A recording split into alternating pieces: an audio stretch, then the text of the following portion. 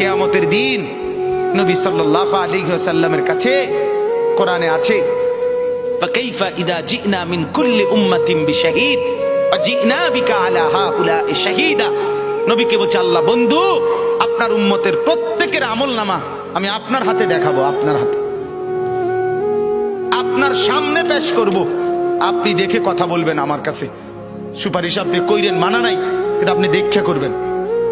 রাসূলুল্লাহ সাল্লাল্লাহু আলাইহি সাল্লাম যদি হাসরের ময়দানে এরকম আমলনামা খুলে উল্টায় আর পৃষ্ঠার পর পৃষ্ঠা দেখে ফজর নাই, জোহর নাই, আসর নাই, মাগরিব নাই, ইশা নাই, শনিবার রবিবার, মদ জুয়া, অবৈধ উপার্জন, গান বাদ্য, নাটক, সিনেমা, জিনা, ব্যভিচার, বেহায়া, বেপর্দা সব উল্টায়।